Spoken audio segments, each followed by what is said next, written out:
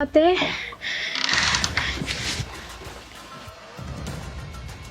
Syunga ka talaga. Ang ibig kong sabihin na ihanda, ay ihanda mo na mga gamit mo at umalis na kayo sa pamamahay na ito.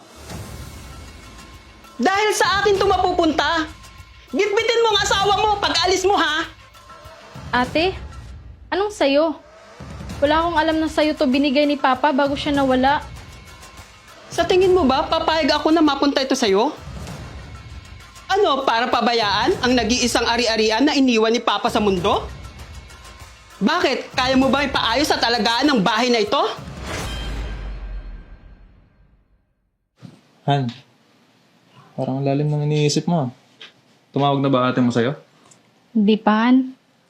Pero alam mo na, Ako nga din, Han. Nag-iisip at kinakabahan. Alam naman natin ang ugali ng ate mo. oo nga, hindi nang iniisip ko. Baka kasi gawin ng ate ko. Kunin niya tong bahay at lupa. Paano na tayo? San tayo niyan? Alam naman natin si ate mo. Porket may kaya sa buhay, lahat ng gustuhin niya, gagawin niya ng paraan, makuha niya lang. Pero hindi naman siguro. Dahil sigurado ako. Bago mawala si tatay, malabo niya akong pabayaan. Kasi alam niya, maganda na ang takbo ng buhay ni ate. At isa pa, hating kapatid dapat.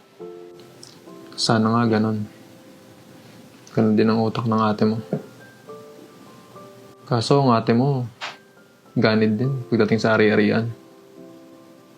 Parang hindi ka nga kapatid kung ituring. Parang lahat sa kanya, kompetensya.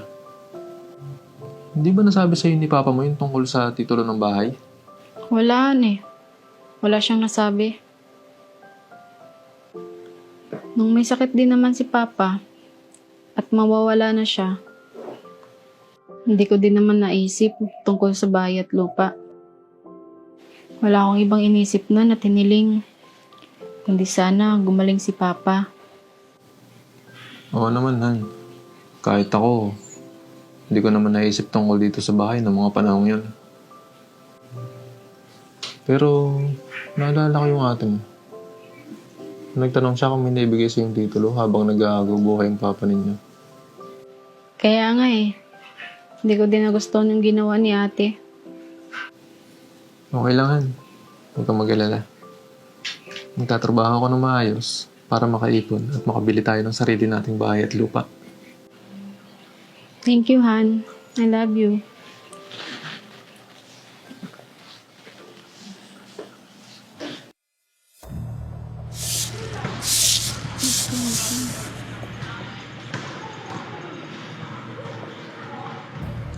Hello, ate. Kumusta ka na? Grace, kumusta ng bahay na naiwan ni Papa? Okay naman po, ate. Binabantayan ko po ng maayos. At saka alaga din po sa linis ng bahay. Sa sahod nyo na rin doon, ipapatapos ng pintura sa bahay. Tama lang na bantayan mo ang bahay na yan. At maghanda ka na din. Dahil pag umuwi na ako, bibisitahin ko ang bahay na yan. Opo, ate. Ilang araw na lang at uuwi na ako. At aayusin ko na din ang papeles ng bahay na yan. O siya, sige na't may gagawin pa ako. At aayusin ko na din ang pag-uwi ko dyan. Okay po, ate. Mag-ingat ka palagi, ha.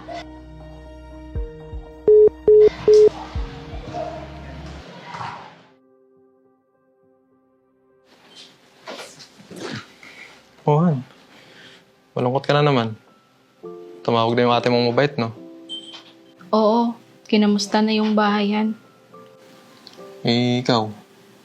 Kinamusta ka ba? Hindi. Bahay lang.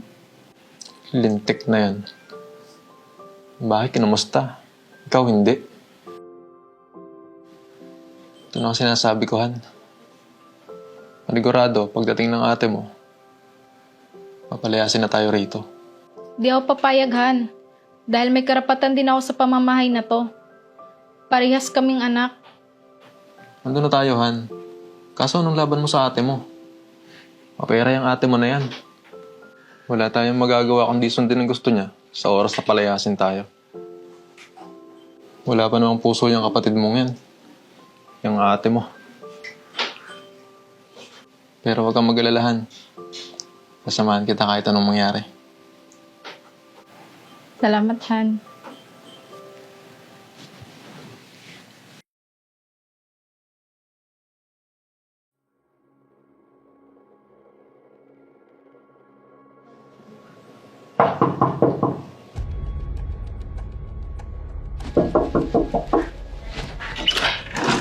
Ate,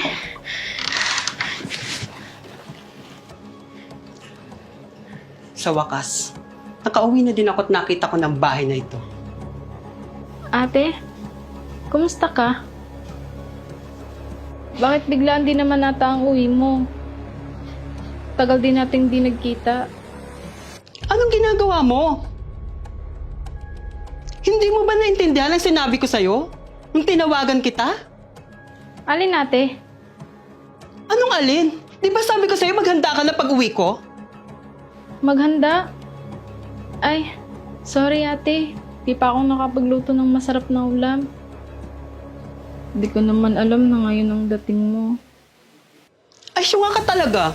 Ang ibig kong sabihin na ihanda, ay ihanda mo na mga gamit mo at umalis na kayo sa pamamahay na ito. Dahil sa akin ito mapupunta. Gitbitin mo ang asawa mo pag alis mo, ha? Ate, anong sayo? Wala akong alam na sayo to binigay ni Papa bago siya nawala. Sa tingin mo ba, papayag ako na mapunta ito sa'yo? Ano, para pabayaan ang nag-iisang ari-arian na iniwan ni Papa sa mundo?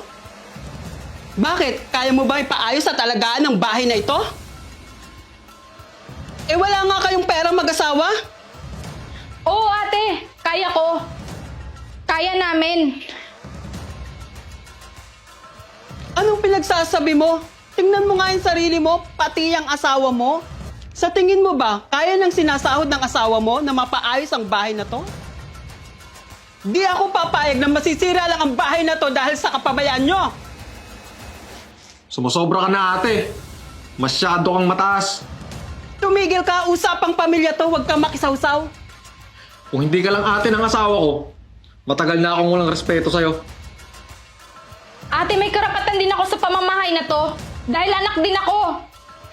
Anak? Baka nakakalimutan mo ang estado ng buhay mo ngayon. Kung nakinig ka lang sana kay Papa, di sana maganda ang buhay mo ngayon, gaya ko. Pero anong inuna mo? Yang asawa mong mababang klase na manggagawa? Kaya kayo ha, lumayas kayo rito. Di ako aalis ate. Bakit? Nasa iyo ba ang titulo ng bahay na to? Ilabas mo at ibigay mo sa akin! Wala sa akin ate. Walang iniwan sa akin si Papa. Maang-maangan ka pa? Ibigay mo sa akin! Lumayas kayo dito!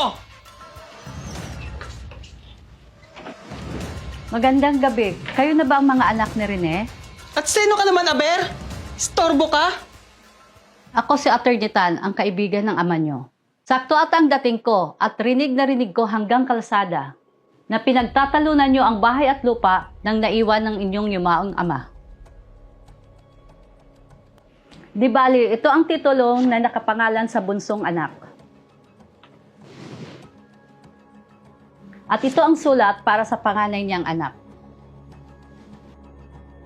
Mauna na ako at tinupad ko lang ang huling hiling ng kumpadre ko. Sana sundin niyo ang kahilingan ng tatay niyo. Mauna na ako.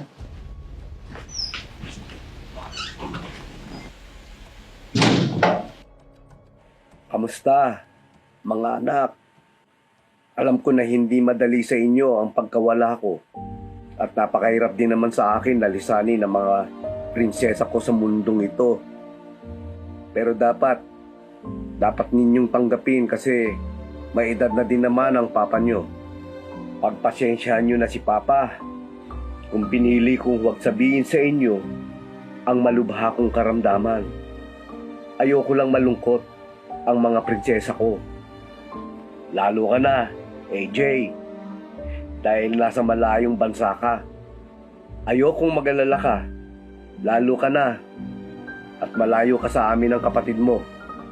AJ, anak, gusto kong ipaalam sa'yo na proud sa'yo si Papa. Masaya ako sa lahat ng narating mo sa buhay mo. Noon pa man, anak, Alam kong malayo ang mararating mo dahil sa ambisyon mo sa buhay at kasipagan mo. Anak, ang hiling ko lang, mahalin mo ang bunso natin. Pasensya ka na kung pinamana ko ang bahay at lupa kay bunso.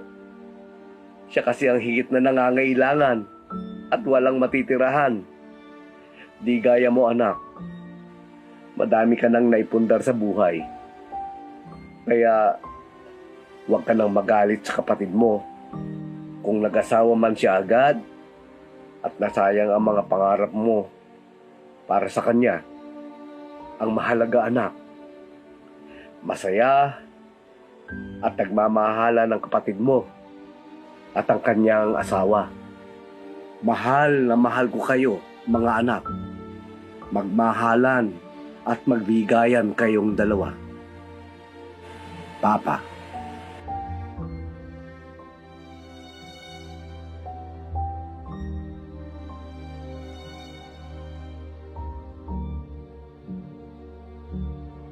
Patawarin mo ako, Bunso. Ate, Bunso, pasensya mo na si ate. Hindi ko naman sinadyang magalit sa'yo parati. Nasaktan lang ako. Sa hirap at pagod para may taguyod ka.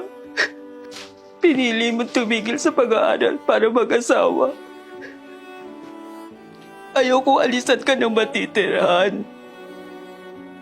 Hindi naman talaga ako gahaman. Sadyang sa sama lang ng loob ko. Gusto ko lang kayong gantian. Sorry, Bunso. ayos lang ate. At least ngayon, naintindihan ko na kung bakit mo ginaganyan. Patawad din ate.